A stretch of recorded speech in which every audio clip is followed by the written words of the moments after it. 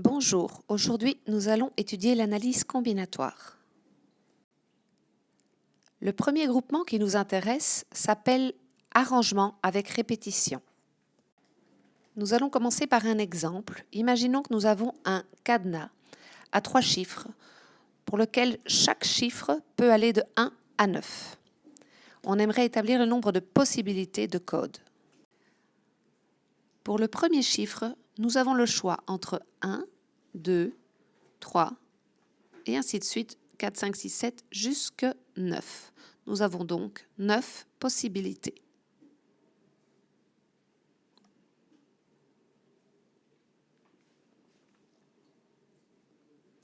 Pour chacune de ces possibilités,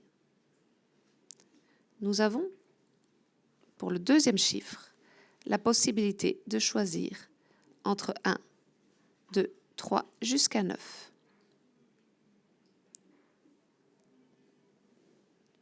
Et ainsi de suite.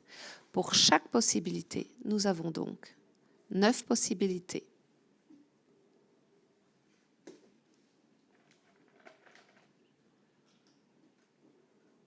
Pour le troisième chiffre, on continue de la même manière. Et pour chaque duo de nombres du premier et du deuxième chiffre, on a à nouveau 9 possibilités.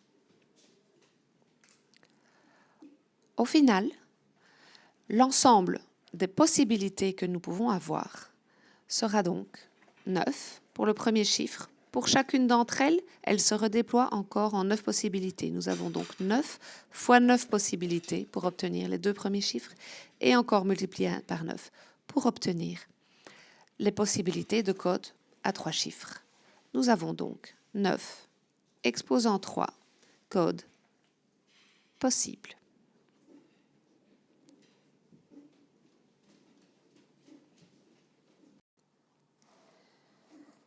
Nous allons donc pouvoir maintenant généraliser de ce petit exemple ce que l'on appelle un arrangement avec répétition. On reconnaît ce type de groupement lorsque l'ordre des éléments est important. Dans notre cas, le code 1, 2, 3 est bien un code différent du 3, 2, 1, malgré qu'ils aient les mêmes chiffres dans un ordre différent. L'ordre est donc important. Le deuxième élément à regarder, c'est la possibilité ou non de pouvoir répéter le même chiffre. Dans notre cas, on peut effectivement avoir le code 1, 1, 1. Les répétitions sont donc permises. Nous dirons dès lors que le nombre d'arrangements avec répétition de P éléments que l'on peut choisir parmi N éléments disponibles s'écrit avec la lettre majuscule B, B, N, P, N en dessous, P au-dessus, et se calcule simplement par N exposant P. Pour faire l'analogie avec notre cadenas, le nombre d'arrangements de 3 chiffres, donc 3 chiffres à remplir, choisis parmi 9 disponibles de 1 à 9, est donc le B 9, 3 et se calcule par 9 au cube. Nous pouvons directement appliquer ceci à un exercice qui va d'ailleurs un petit peu plus loin, mais toujours dans les arrangements avec répétition.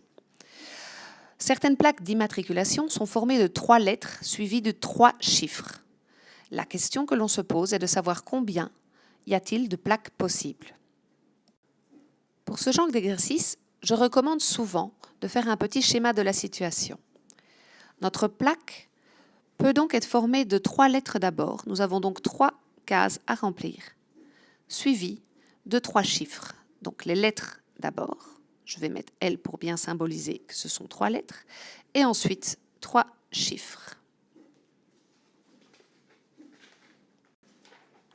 Nous avons donc 2 situations bien distinctes. Dans la partie de gauche, nous avons ici à trouver un arrangement de 3 cases, de 3 lettres. 3 cases. Et l'on doit se demander combien de lettres j'ai à ma disposition pour chacune des cases. On sait que l'alphabet dispose de 26 possibilités, 26 lettres. Nous avons 26 disponibilités, 26 lettres possibles pour pouvoir remplir chacune de ces 3 cases. Cette partie de gauche, avec les 3 premières cases à remplir, est donc simplement un arrangement avec répétition. On peut effectivement avoir plusieurs fois la même lettre dans une plaque de voiture, pour lesquelles j'ai 26 lettres disponibles à répartir dans mes 3 cases avec des répétitions autorisées. Cet arrangement peut simplement être calculé par 26 exposant 3. Pour la partie de droite, j'ai toujours 3 cases à remplir.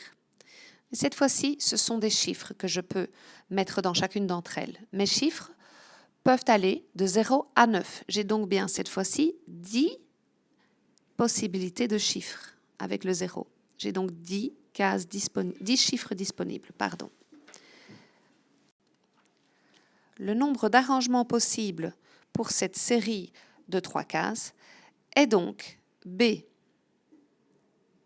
de 10 chiffres disponibles à répartir dans mes 3 cases avec des répétitions autorisées. C'est-à-dire, pour faire le calcul, j'ai 10 exposant 3 possibilités. Étant donné que chaque série de 3 lettres peut elle-même se déployer en un certain nombre B10-3 de séries de 3 chiffres, nous avons bien à multiplier ces deux nombres entre eux pour avoir le nombre de possibilités de plaques totales. Il s'agit bien de 3 lettres et de 3 chiffres, ce qui se traduit par un fois entre les deux. Nous avons donc bien 26 exposant 3 fois 10 exposant 3 plaques possibles.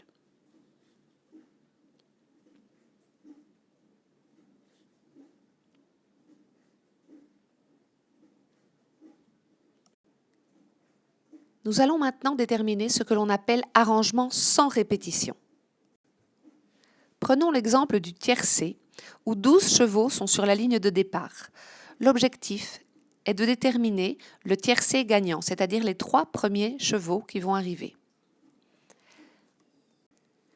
Si 12 chevaux sont sur la ligne de départ, combien de chevaux peuvent effectivement être en première position?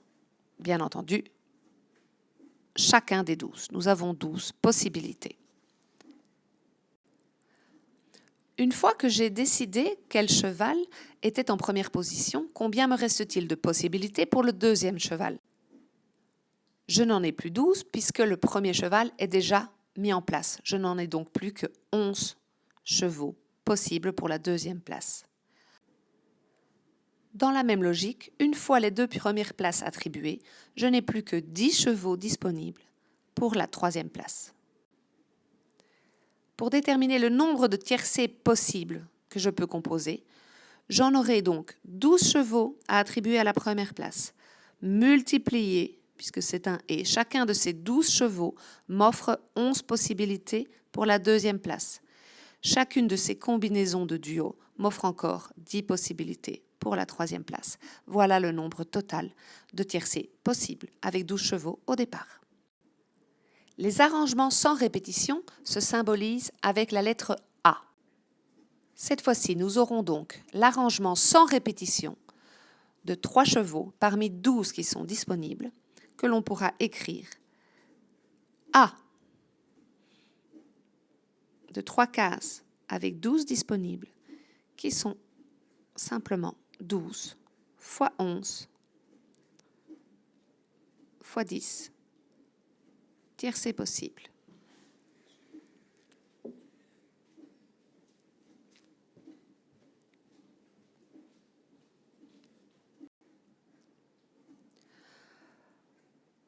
Pour généraliser, on appelle donc un arrangement sans répétition un groupement pour lequel l'ordre des éléments est important.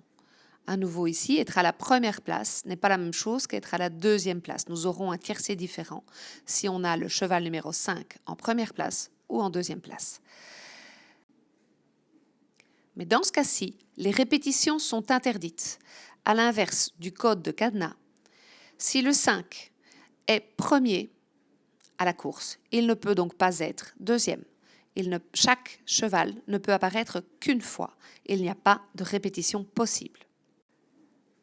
Pour calculer le nombre d'arrangements sans répétition de P éléments que l'on choisit parmi n disponibles, Nous utilisons cette fois-ci le symbole A, ANP, et ce calcul se fait en partant du nombre le plus grand, n, fois n-1 fois n-2, et ainsi de suite, jusqu'à ce qu'on arrive à avoir rempli le nombre de cases nécessaires.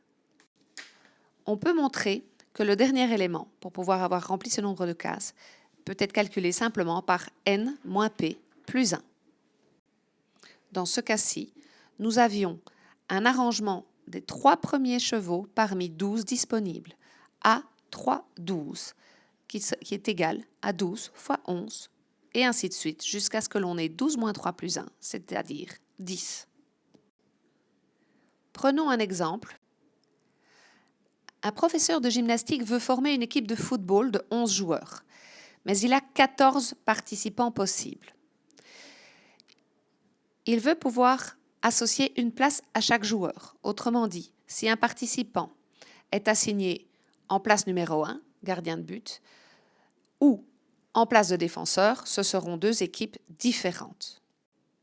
Nous pouvons donc en déduire que l'ordre est important.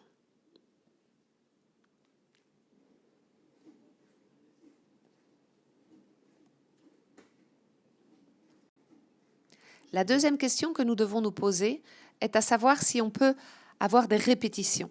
Si un joueur est assigné à une certaine place, il ne peut donc obligatoirement pas pouvoir être à une autre place. Les répétitions sont donc interdites. Sans répétition.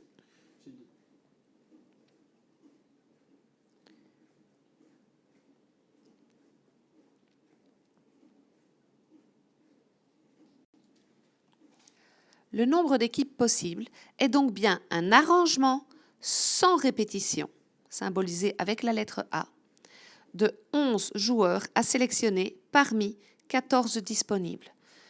Le calcul pour savoir le nombre d'équipes possibles est donc 14 fois 13 fois 12 et ainsi de suite, jusqu'à ce que nous arrivions à 14 moins 11 plus 1. En faisant le calcul, on voit donc que ceci nous fait 14 fois 13 fois 12, et je vais continuer ainsi de suite jusqu'à 14 moins 11 plus 1 jusqu'à 4. Si l'on tape tout ceci dans la calculatrice, ça fait énormément d'équipes disponibles.